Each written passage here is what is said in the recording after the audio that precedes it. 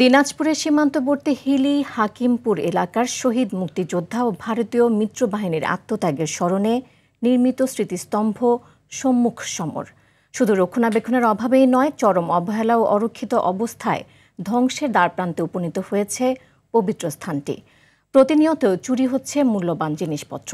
দিনে ও রাতের অন্ধকারে জায়গাটি পরিণত হয় অসামাজিক কার্যকলাপের আখড়ায়। দিনাজপুরে হিলি প্রতিনিধি আব্দুল আজিজের তথ্যচিত্রে বিস্তারিত জানাচ্ছেন লামিয়া তানজিন মাহমুদ। শহীদের আত্মত্যাগের প্রতি শ্রদ্ধা জানাতে 2015 সালে নির্মিত হয় স্মৃতিস্তম্ভটি। তবে উদ্বোধনে কয়েক বছর যেতেই চুরি হয়েছে স্মৃতিস্তম্ভটির প্রধান গেটের লোহার দরজা, খসে পড়েছে দেয়ালের পলেস্তারা। রাতের অন্ধকারে দুষ্কৃতিকারীদের আনাগোনা দেখা গেলেও প্রশাসনের পক্ষ থেকে নেওয়া হয়নি কোনো নজরদারি ব্যবস্থা।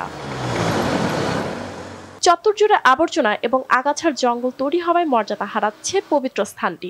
রক্ষণাবেক্ষণের দায়িত্বে থাকা কর্তৃপক্ষের চরম উদাসীনতার কারণে সৃষ্টি হয়েছে এমন পরিস্থিতি, অভিযোগ মুক্তিযোদ্ধা সহ স্থানীয়দের। এই জায়গার বেহাল অবস্থা, এখানে মাদকের আড্ডা, এখানে রেলিংগুলি চুরি হয়ে গেছে, তারপরে প্রশাসনের কোনো নজর নাই। গেট ছিল, সেই গেটটা ভাঙে চুরি করছে ওটা। তারপরে যে পাইপ ফিটিং ছিল, পাইপটা চুরি করছে। এই জায়গায় সকাল বিকাল ছেলেমেয়েরা আড্ডা দেয়, সবসময় মাদক পান করে।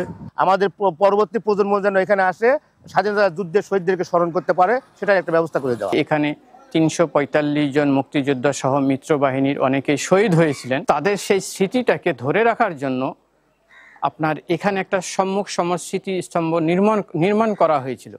আসলে দুঃখের বিষয় যে ওই জায়গাটাতে যাওয়ার মতো আর কোনো পরিবেশ আমরা দেখিনি। এদিকে জরুরি পদক্ষেপ গ্রহণ করার কথা জানান উপজেলা নির্বাহী কর্মকর্তা। আমি পৌর প্রশাসকের সাথে কথা বলেছি, এখানে সিসি ক্যামেরার আওতায় আমরা নিয়ে আসবো। আমরা এই বিষয়ে নীতিগতভাবে সিদ্ধান্ত নিয়েছি। মুক্তিযুদ্ধের ঐতিহাসিক স্মৃতিচিহ্নকে ধ্বংসের হাত থেকে রক্ষা করা এবং শহীদদের সম্মান অক্ষুণ্ণ রাখা সংশ্লিষ্ট সকলের নৈতিক দায়িত্ব, বলছেন সচেতন মহল। লামিয়া তানজিন মাহমুদ, RTV।